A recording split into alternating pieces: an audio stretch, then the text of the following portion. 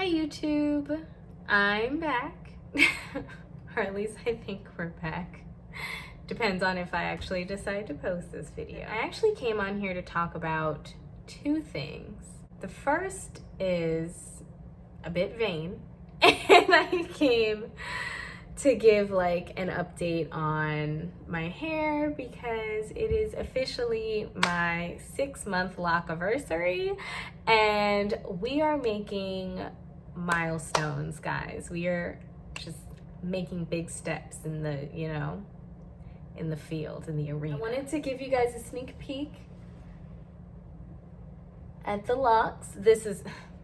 I have my micro lock extensions in right now, and I'll take those out and still show you guys what our progress looks like. But I also wanted to come on here and talk about pretty privilege. I just wanted to discuss it.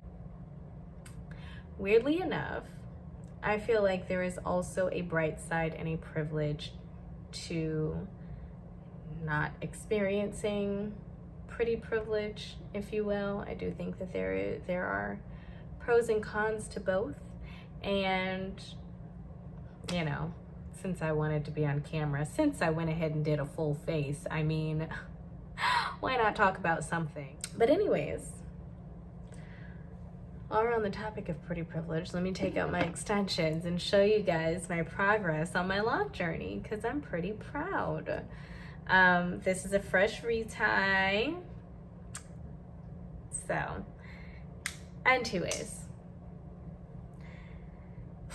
So it's funny, I actually caught myself saying a couple of times that I actually hope that my child, specifically and in particularly in the event that I have a daughter, and this is all God willing because I still don't know what is to come of my birthing abilities, but in the event that I had a daughter, God willing, I wouldn't mind if she was not that cute to begin with. Like, I know everything's so funny because like I'm so used to the conversation being like, oh, I want pretty babies and all this, and I'm like,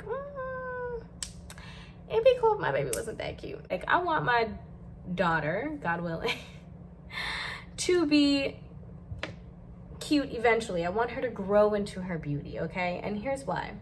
One of them is the privilege of experiencing the ugly duckling phase, okay? So one, I don't want my kid to be too cute because in the event that I need to like backhand him real quick, you know what I'm saying? I don't want to get distracted or second guess myself because they're just like so cute.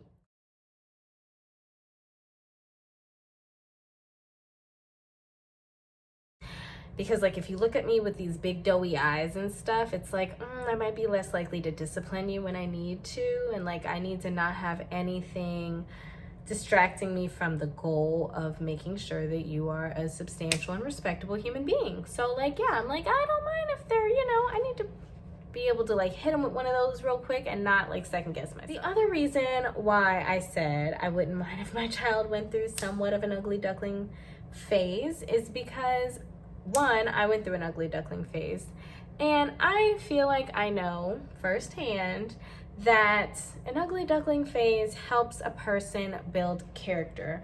There's nothing worse than being one of those people, no disrespect to those people, like everything is just based on my own personal opinion, but like being one of those people that like peaked in high school and everything after high school was like a Anyways, as we're talking, let me go ahead and do like a 360 of my locks.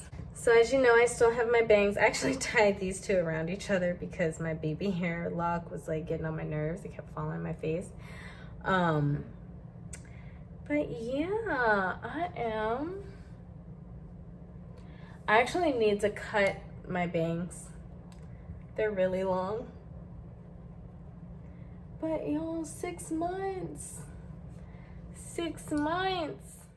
I guess first I'll take these down and show you what we did.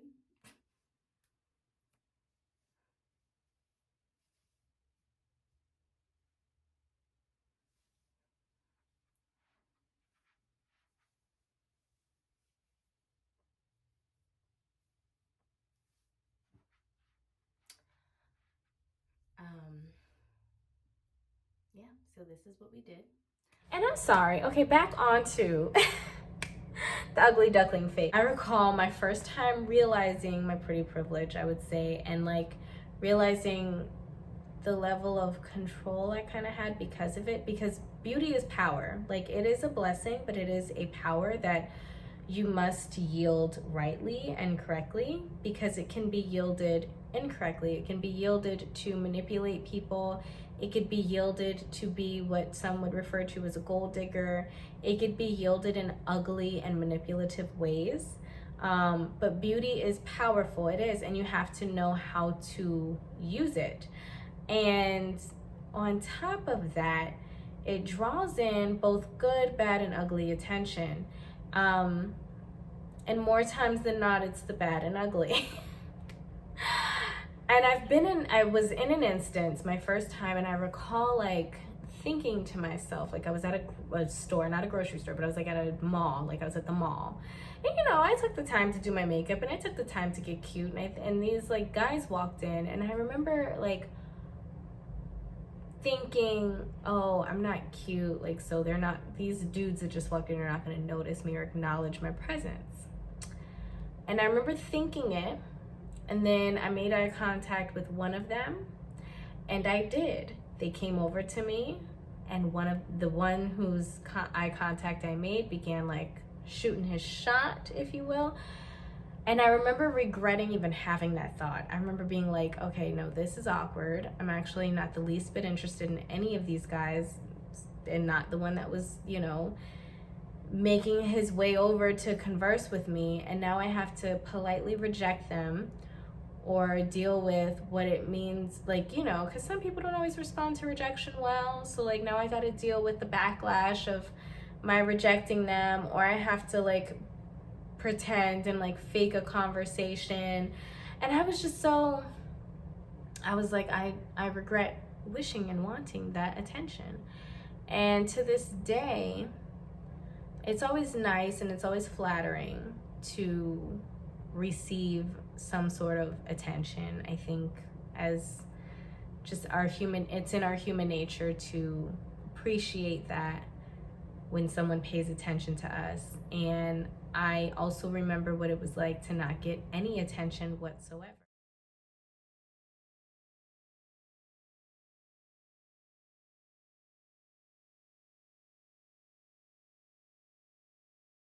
And I would say if there was an easier life to live, and that's now having experienced both, so I'm not expecting for anyone who has not had the opportunity to truckle back and forth, because, you know, I take this makeup off, you know, it's a whole different reaction and response from the public. So like I know both sides. Not that I feel like I'm ugly without my makeup, but obviously you get more attention when you beat your face, just like a dude would get more attention with a fresh haircut versus when they don't have a fresh haircut. So it's a versus thing. And seeing both sides of pretty privilege, I would say it's a lot simpler and it's a lot easier life to not necessarily always get all of that freaking attention. And then a lot of times it's the wrong attention. It's attention because your body looks good and I'm trying to bone, or, you know, I want to use you for your resources, whether that's your time, your money, your love, your attention, your beauty. I just want to be in your company. So I'm gonna, you know, it's not always necessarily, oh, you're special and you just mean so much to me. Sometimes it's just all the wrong reasons. And I don't know. I just value my ugly duckling phase. I appreciate it. I'm not ashamed of it. And I'm not saying I would want to necessarily go back to a place where I don't know how to do my eyebrows and put myself together and like get cute. But I feel like both scenarios and both circumstances have their plus, their positive, and their negative. I think even being an ugly duckling serves as a bit of a protection from a lot of trashy men who do not have good intentions, and not receiving their attention actually benefits you in the long run. A lot of times not having to experience that pain of heartbreak or whatever the case may be, whatever can come of a relationship with someone who is not for you, truly, it's a kind of a blessing in disguise, and it puts a shield up.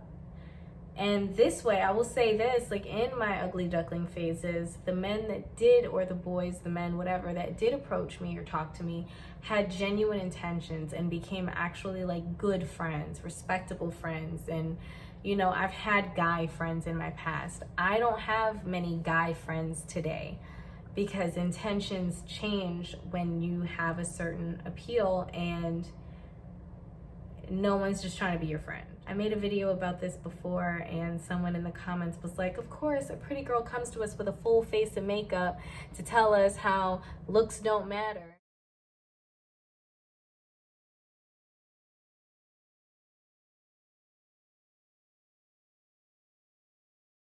And I'm like, okay, just because I believe that looks are irrelevant to defining someone's character, personality, and the experiences that they may face and or want to face in life, does not mean that I don't have to put myself together for a YouTube video where I'm gonna post this on the internet where anybody can click on it. Like, obviously you want to look cute for the world, okay? And I do think that looks matter to a degree of things that you have control over. You know, brush your teeth every day, take a shower. If you know how to do your makeup, touch it up in the event that you choose to. Make sure your hair is laid. Wear nice clothing that matches and that's, you know, actually fits your body or is flattering to your body type. All of the controllable variables as it pertains to appearances do in fact matter. In my opinion. And I, you know, 100% agree with putting your best foot forward, especially in the professional situations and things of that nature. But in the grand scheme of things, especially if you're talking about the things that you don't have control over, you know, I think that looks don't matter. And that everything that we are and everything that we have in terms of our physical appearance is for a reason and will benefit us in the long run. And in terms of attracting the opposite sex, like, you're gonna attract who is meant for you. You know what I mean? And you won't get sidetracked or distracted by no good dudes who are just physically attracted to you because you are universally, I don't know, attractive. Another thing that I wanted to bring up was the fact that as a beautiful girl and or a beautiful woman, you tend to attract haters in the form of your female peers and or counterparts, okay? And I, throughout my childhood, high school, college, teenage, early 20s, those years, I never really experienced female haters. I never really experienced women that just decided before getting to know me that they did not like me purely based off of their own insecurities. And, oh, that was a really harsh understanding and interpretation and reality check, because when you do go through an ugly duckling phase and you have like a glow up, it takes a long time to kind of like process that and the reactions that you get from people and your experiences. And so like, I even still to this day, and I have been described as a beautiful girl. Thank you to those that feel that way, felt that way, and responded that way to me, or, you know, took the time to tell me that about myself. Appreciate it. But I have been referred to as a beautiful girl who has the mindset of an ugly duckling. Like, I still have the same 15-year-old mindset that I had where I think I'm like not cute or whatever. And so when girls disrespect you, mistreat you, disacknowledge you, you're always like, what did I do something to this girl? Did I step on her toe and not realize, like, why is she being so weird to me? And like, me being overtly nice, and I'm always like second guessing my actions, and I'm always like, did I do something to her? And I never could understand it. And like, I would vent to my peeps about what I was experiencing, whether it be out and about or whatever, and I'm like being hated on, which I didn't perceive it that way in the moment. Baby was like, she just doesn't like you because you're pretty. And I'm like, that can't possibly be it. I'm always like, what the heck? That don't make no sense. And a lot of times, the women that treat me this way be the most beautiful women, be like absolutely gorgeous. And I'm so conflicted and confused because I'm like, she's so pretty. And or sometimes, in my personal opinion, she's way prettier than me. What the heck? I'm intimidating to somebody that looks like that? Like, she's got everything going for her. Which is why the ugly duckling phase is necessary. Because these are women who were probably beautiful their whole life. And here's the thing. When you've been beautiful your whole life and you've been told that you're beautiful your whole life, right? You've never experienced that ugly duckling phase. That is what you value about yourself. If you notice, and I'm using Oprah as an example because I wouldn't consider her to be like universally attractive. Oprah's a beautiful woman with a head full of beautiful hair, and I love Oprah, okay? But I'll use her, and then I'll use someone like, say, Mariah Carey. Now, Mariah Carey is a beautiful woman, and I would consider Mariah Carey to be a universally beautiful woman. Like, I think anybody of any culture, of any heritage, in any location, in Spain, in Egypt, and in Canada, would look at Mariah Carey and be like, that's a beautiful woman, okay? And then I've seen Mariah Carey on shows such as, I don't know if it was like The Voice or American Idol, where she was like side by side with Nicki Minaj, and it was like mean girl all the time, okay? I look at Mariah Carey's beef with Jennifer Lopez, and it's like mean girl. And, and she's had some instances in her celebrityism where she's kind of like fallen off the wagon a little bit because there were like these high expectations of perfection for her. And then you look at someone like Oprah Winfrey, who has gotten her respect through her writing, her ability to conduct interviews, her hosting abilities, her own show, her newscasting abilities, and like all these things that like, she's just a good talker and a good communicator and a great writer and gives back to the community, right? Like, she has all these things that make her a respectable woman. And therefore, she does not necessarily rely on her appearances to define her and to make her whom she is. But a woman who's been beautiful their entire life and has never experienced or known what it is to build character development,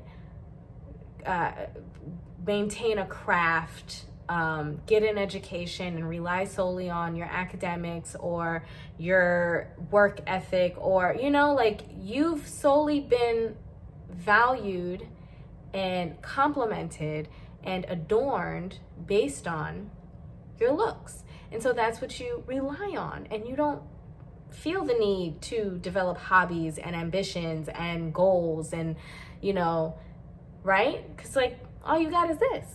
All you got is this. Again, I'm not saying there's anything wrong with having this. I'm not trying to diss all beautiful women, especially all beautiful women who've been beautiful all their lives. This is just like a commonality that I've noticed. And it's obviously not going to be true for every person. It's like a select. But as soon as another beautiful woman enters a room that you're in or occupies a space that you occupy, and all you have to rely on are your looks, and this other woman walks in and threatens that, right? Now you're threatening my only value, and I have nothing else to stand on. I have no other leg to stand on. I'm not funny. I don't have any humor. I don't have any charisma. I'm not charming, or I just have my looks, and you threaten that. I'm gonna dislike you, and you make me feel insecure, and I'm gonna be rude to you, and I'm gonna be mean. And like, a lot of times that's where that stuff, that mean girl stuff, like cattiness, stems from.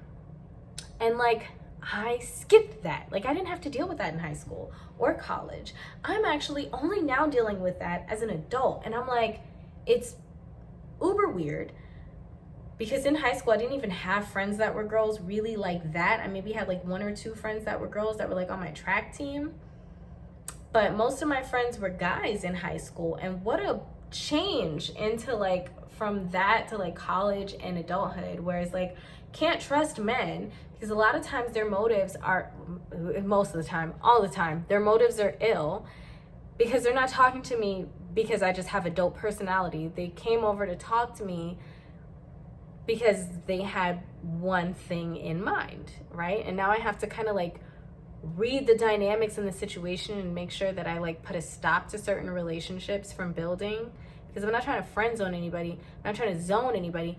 I know what I do and don't want, and like a lot of times what those guys approaching me wanted was not something that was ever going to come to fruition, and it put me in a position to have to be rejecting, and it put them in a position to have to receive that, and that's awkward. And then your relationship with women, which was something that grew, like I finally grew to a place where I was able to even make friends with females because I didn't have friends that were girls. And then in my adulthood, now it's like I'm experiencing unnecessary dislike and discontentment for my presence. And it's for, apparently, this is what people tell me, for no other reason other than the fact that I'm a pretty woman who intimidates that person or you know, brings about their insecurities. And so they're maybe taking that out on me. And it's weird because I don't like having animosity and negative dynamics in terms of relationship. It's weird. So I appreciated the ugly duckling phase because it's like, with all that desire, like it's so crazy because as I grew, I was like, you know, you get dressed, you put on your outfit, you do your makeup, you do your hair, and you're trying to be, in your mind, the baddest bee in the room. You know, you're trying to walk into a room and own it, right? And now I'm like, I don't even have a strong desire to be the baddest bee in the room, because you know what that attracts? It attracts hate from a female, and a lot of times it attracts a lot of unwanted male attention. So like, I'm cool with playing the background, I'm cool with not getting all the attention, you know what I mean? Like, I don't need everybody to necessarily be staring at me like that's actually very uncomfortable for me. And it made me realize that the ugly duckling phase has its perks, and not necessarily being the baddest bee in the room all the time also has its benefits and its perks. And I just wanted to make my sisters who haven't figured out how to do your eyebrows or do your makeup or do your hair or dress. I mean, we got YouTube, so it's like there's no reason.